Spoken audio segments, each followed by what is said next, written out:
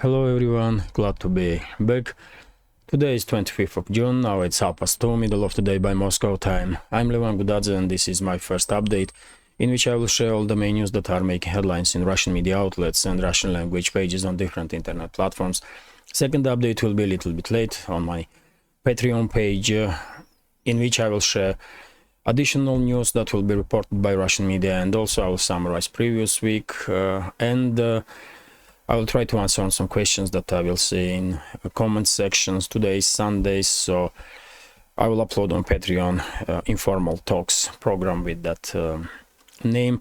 By the way, I do quite regularly make some extra content on Patreon in attempt to generate additional interest among members of our community towards my Patreon page, and I will be extremely happy and grateful if you will consider to join my Patreon.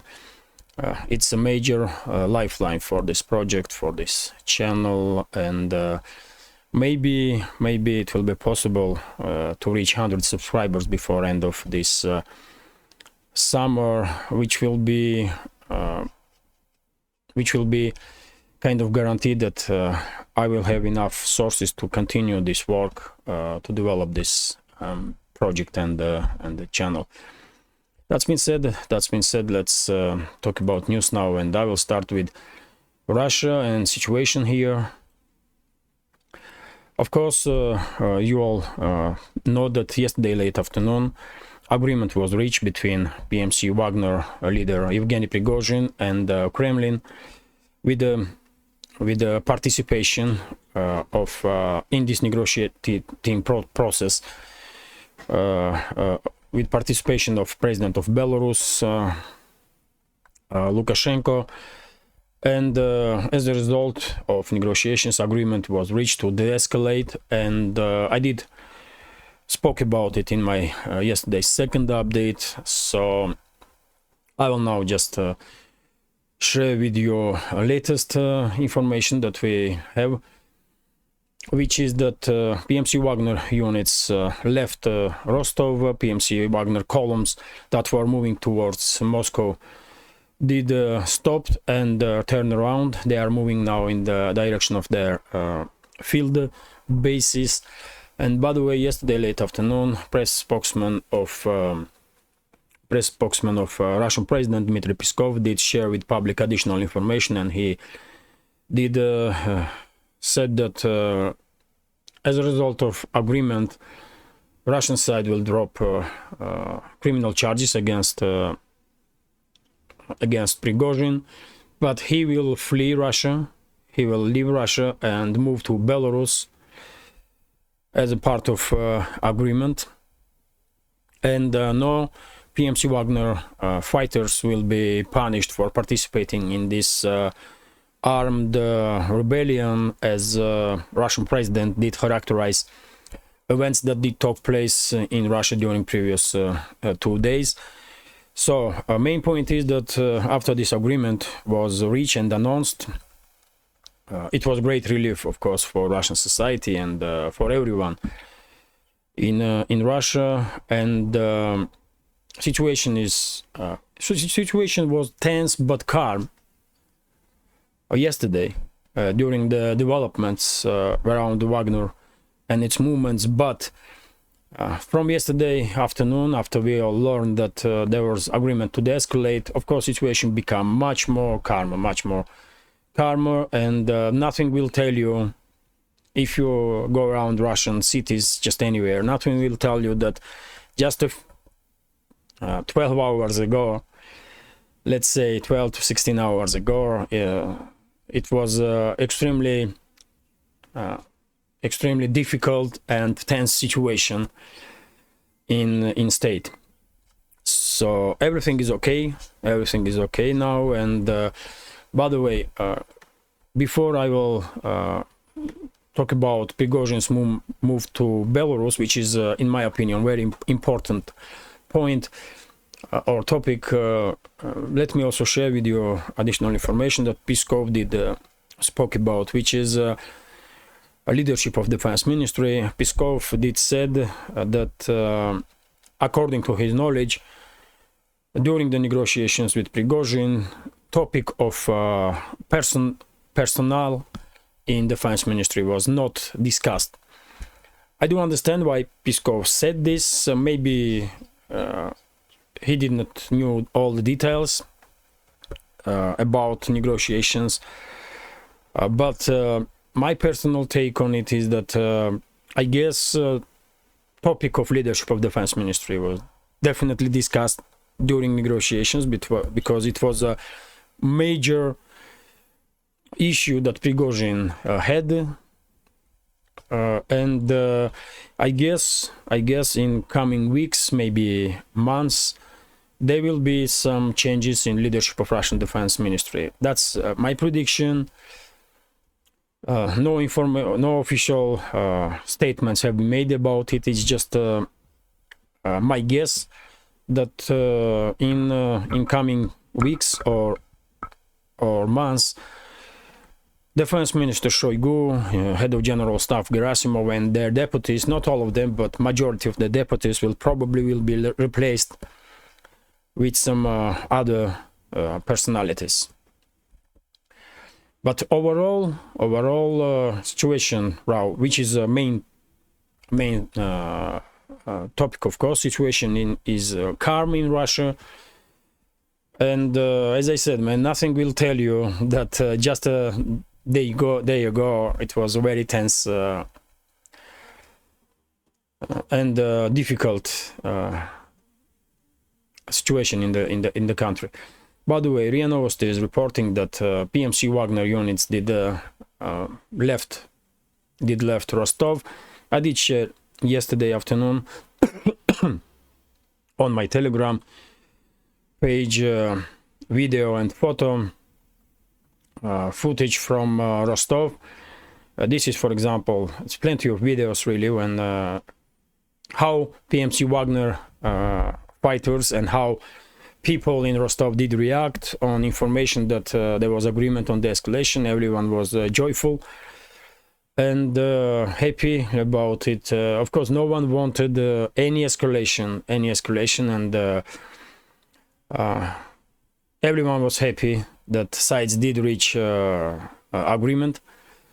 And yesterday late afternoon, PMC Wagner units, as I said, did begin to withdraw from Rostov, and they are now moving in direction of the field bases. The very same did happen in Voronezh region and all the other regions towards Moscow, where PMC Wagner columns were moving. They did stop, turn around, and now heading towards the basis. And now let me mention this. Go back to topic of Prigozhin in Belarus. In my opinion, this is very important development because, as we all know, lately there are quite a few reports about some hundreds of citizens of Belarus that was recruited by Polish secret services and are now have been trained in Poland in sabotage activity, have been trained in military stuff, and according to some reports, Warsaw intends to infiltrate Belarus with use of these trained saboteurs, basically, and then destabilize Belarus and provoke regime change. And by the way, I guess move of Prigozhin and Wagner units, some Wagner units to Belarus is very important exactly in this scenario, because I guess their main task will be to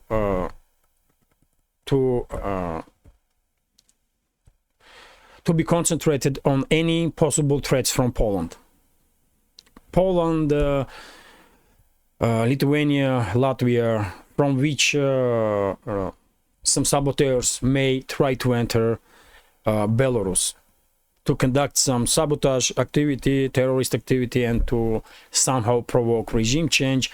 And by the way, PMC Wagner unit definitely has experience how to neutralize not just small sabotage groups, but entire brigades. So they will be very helpful, I guess, for Belarus. So that's why I think this move is very important, and maybe in Belarus another PMC will be created with active involvement of Prigozhin, that will be under control of Belarusian government, one way or directly or indirectly. But I guess fact itself that Prigozhin and possibly some units of Wagner will move to Belarus does highlights seriousness of threats that are coming from Poland and Baltic states towards Belarus.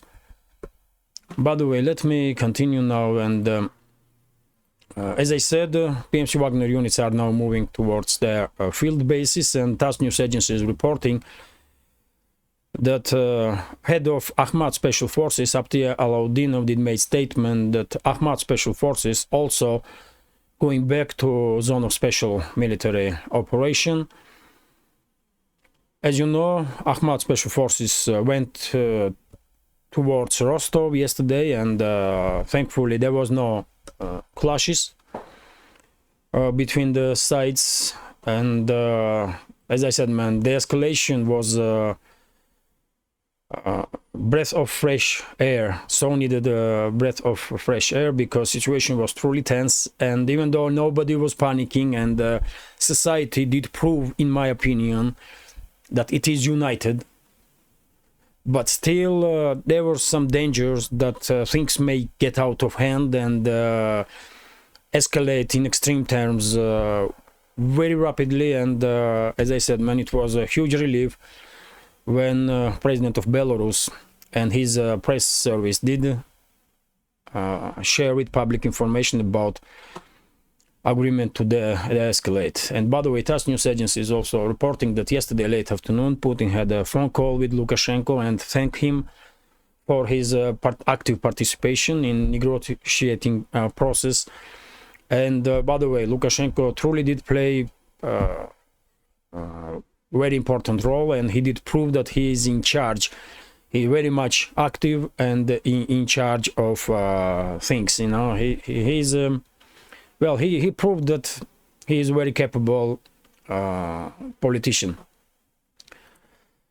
Let me continue now. And by the way, this is RIA Novosti's report, according to which and this information is based on Russian Defense Ministry's announcement, and according to this report, Zelensky's regime lost 430 soldiers in Donetsk direction in the previous 24 hours. According to Russian Defense Ministry, Zelensky's regime tried to conduct local-scale offensive operations in direction of Artyomovsk, which is Bakhmut, and the Russian side successfully managed to repel up to 10 these local-scale attacks of Ukrainian forces.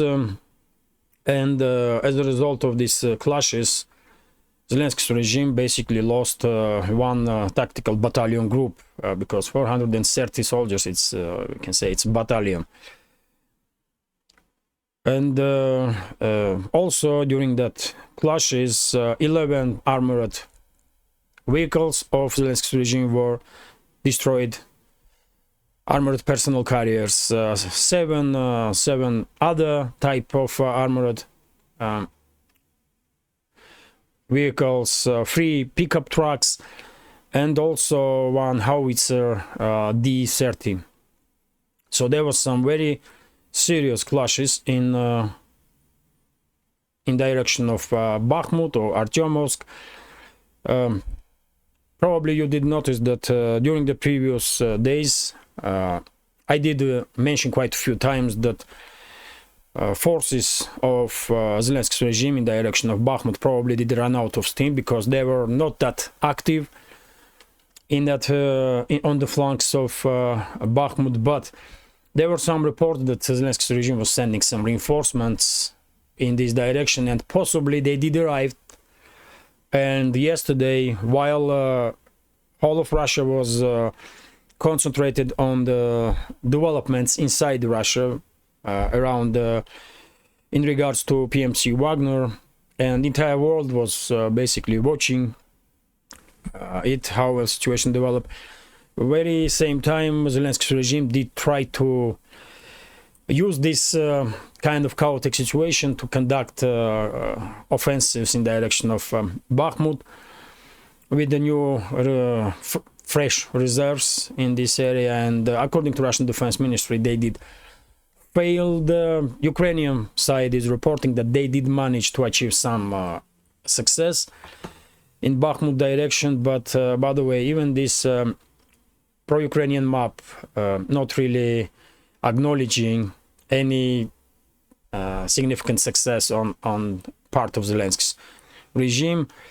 Only difference is Kurdyumovka here on southern part of Artyomovsk. According to Ukrainian side, they did manage to establish control over the Kurdyumovka, and this map is acknowledging this information.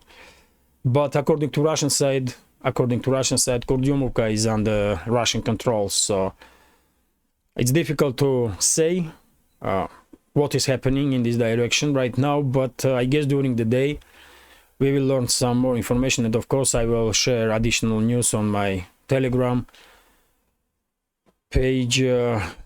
Let me continue now. And by the way, we also had information that on Zaporozhye sector of the front, Zelensky's regime lost, this is the information that I was looking for. So in Zaporozhye sector of the front, Zelensky's regime lost 130 soldiers, according to Russian Defense Ministry. Also, tank, 4 armored personnel carriers, 2 howitzers, Stab, 2 howitzers D-20 and 1 howitzer D-30. Well, it seems like operational pause on Zaporozhye sector of the front is holding, because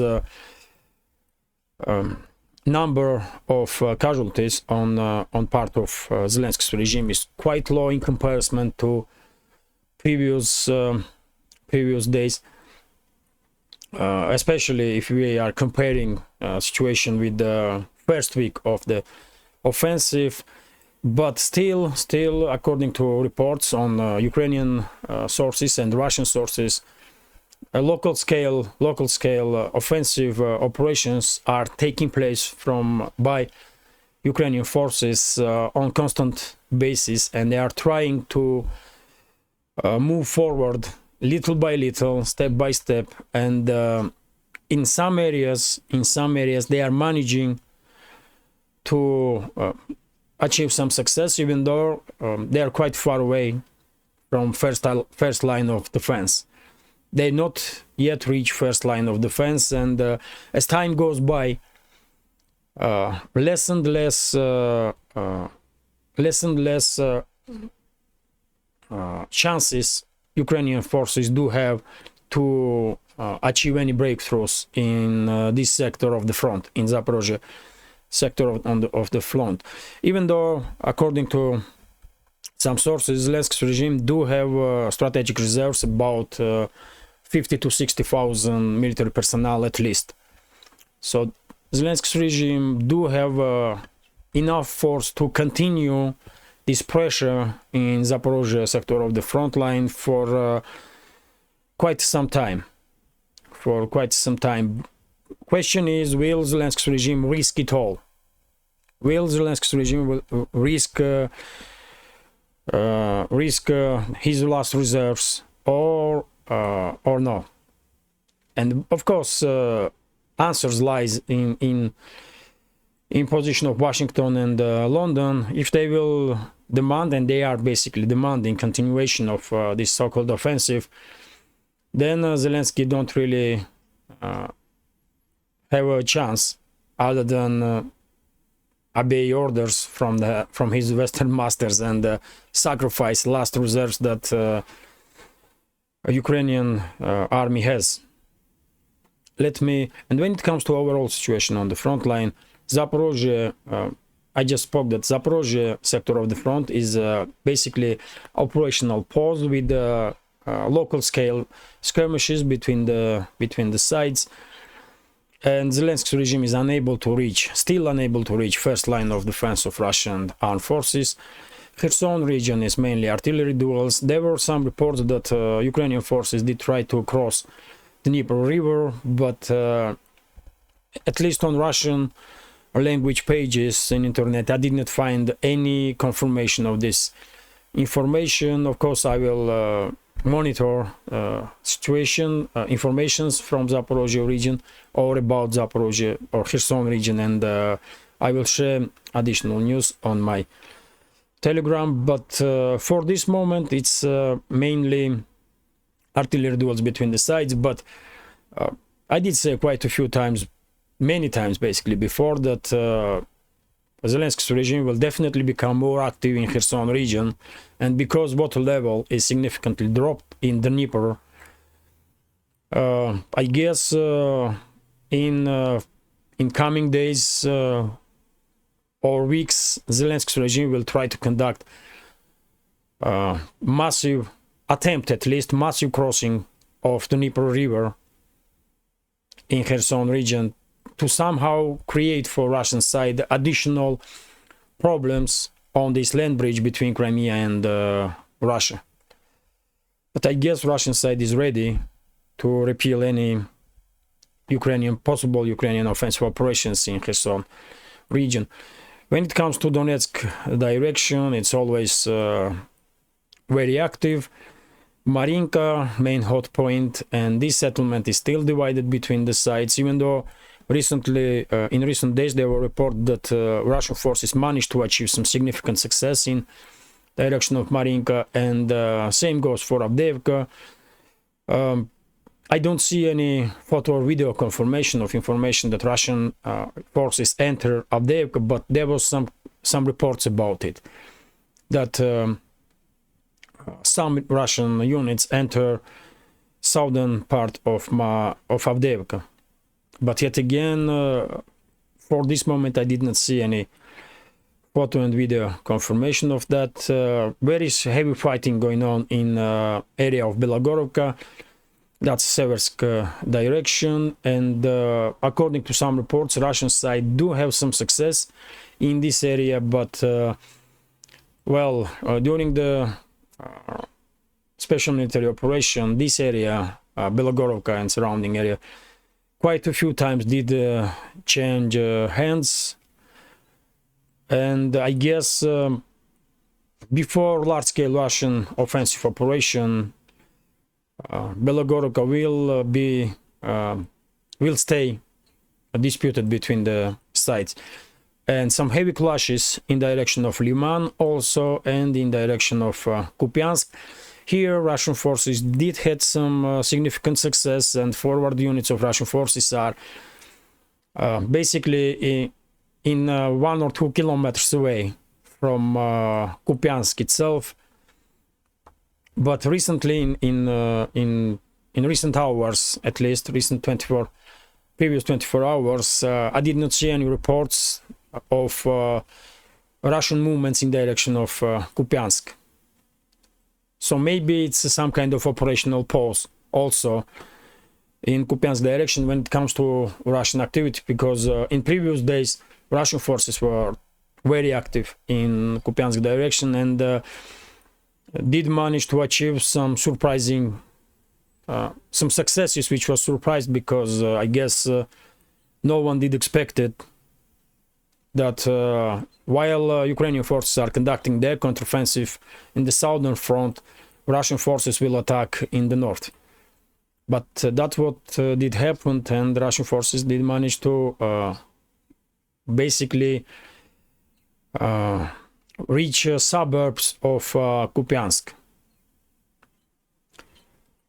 So let me continue now, and this is quick summary of the situation on the front.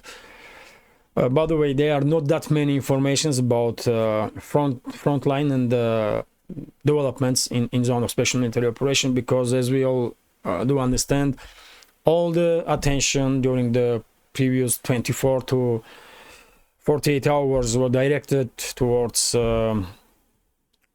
developments in Russia in regard of PMC Wagner. Let me continue now, and next information is from Interfax news agency, which is about talks that head of Pentagon Lloyd Austin had with his colleagues from NATO member states, including France, Germany, United Kingdom, Canada, and Poland, and he did discuss with his colleagues situation in Russia. Well, I guess Western elites are in a kind of mental breakdown now. Probably they were hoping that civil war will erupt in Russia and Russia will disintegrate and disappear or something like that. But no way, man, this is not happening. And Western elites, I guess, are in some mental breakdown stage, which is good, by the way, you know. Which is good. Anything bad for Western elites and globalists is good for the rest of the world. So, yes, they did discuss situation in Russia. They always talk about Russia with reasons or without reasons, those Russophobes. And by the way, of course, developments in Russia was main topic all around the world, not just in the Western states. President of Russian Federation, Putin, did had many phone calls with many leaders all around the world. And well, even though situation was tense in Russia, society did demonstrate that it's united. And by the way, there was never slightest chance that civil war will erupt in Russia. There was not for a second that kind of chance that civil war will erupt in Russia. So Western elites can, you know, have any dreams they want, but they will never see civil war in Russia and disintegration of Russia. It's not happening, though. Never. Because Russia is too important, man, for this world. Russia plays huge role, and this country is extremely important to make sure that this multipolar world will be created, and hopefully world and you know, world will become a better place if BRICS member nations and other nations all around the world will manage to somehow neutralize Western elites and their dominant position over the world right now. But by the way, you know, Western elites do lose their dominance. They are not that powerful no more, but they still are forced to be, you know, reckoned with. So, you know, let me continue now. This is RIA Novosti's report, according to which Russia was the only state in Europe in the previous months, where deflation did occur on prices for on food items. And deflation, I did spoke about little deflation on prices, on food prices in Russia quite a few times before, and we have confirmation of it by statistics.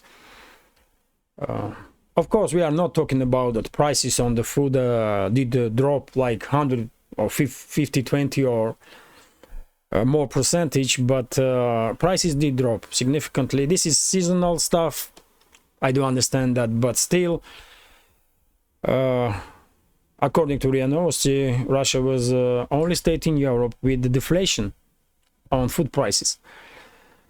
In all the other countries, prices were rising. And once again, deflation on prices does demonstrates at least partially that Russian economy is coping well enough with Western pressure, Western sanctions, and producers in Russia are making enough progress in their business to sell their products inside the country and not try to export as much as they possibly can. And as a result, we are seeing deflation on prices because there's plenty of products on the market. And concurrencia, how you say concurrencia? And competition, yes, competition, and plenty of competition, so it's all good. And this is RIA Novosti's report, according to which Putin did sign the law according to which free economical zone will be created in DPR, Donetsk People's Republic, in Lugansk People's Republic, in Kherson region and Zaporozhye region. Quite significant development for these regions because a free economical zone will allow investments to flow in this region, I guess, and of course this will be helpful to rebuild all these regions. Let me continue. This is RIA Novosti's report about banks, what banks did yesterday. By the way, when entire Russia was concentrated on these developments around Wagner, banks did try to use this opportunity and make some additional money. I'm not surprised, but well, I guess central bank will act strongly against those banks to make sure that this kind of behavior will not occur in the future. And what happened is that some banks rise exchange rate in extreme terms, and some of them, for example, were selling dollars. If you want to buy dollar, you were forced to pay 105 rubles and 150 rubles for €1, when in reality $1 exchange rate for dollar is about 80 rubles, 80 something rubles, and a little bit more for euro. So I guess central bank did react yesterday, and close to late afternoon, banks did change their behavior. They did come up with proper exchange rate, but initially they did act like enemies of the state and the people. And it will be good if Russian security services will conduct investigations and punish those provocateurs that were creating panic or trying to create panic in Russia, including with the manipulation of exchange rates. That was a step against society, against state itself, and everyone who did participate in this kind of behavior should be punished for sure, man. This is unacceptable, absolutely. And this is RT's report, according to which Germany is losing Russian market. Well, no surprises here. According to RT, exports dropped nearly 40% year-on-year scale in the previous months. Well, it's German elites, isn't it, that decided to destroy relationships with Russia, and as a result, German businesses are struggling, And by the way, Russian market was a very important market for thousands and thousands of companies in Germany. And they are now forced to flee Russian market or come up with some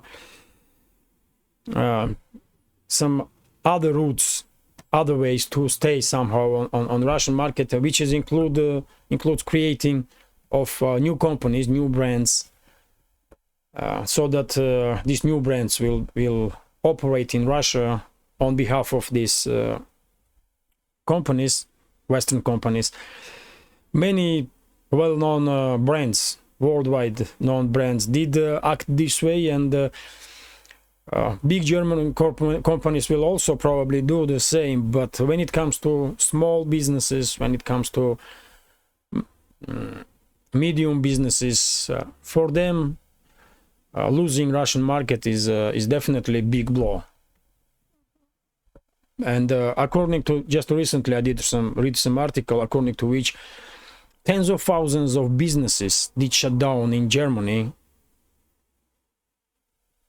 because of the sanction wars. Tens of thousands of businesses, mainly small businesses, by the way, of course, small and medium businesses. And Germany is a major economy in Europe. Can you imagine what is happening in other countries if Germany's economy is struggling this much? But yet again, it's not Russia that started this, isn't it? It's Western elites, including German leadership, that decided to act extremely aggressively, extremely hostile, in extremely hostile way towards Russia.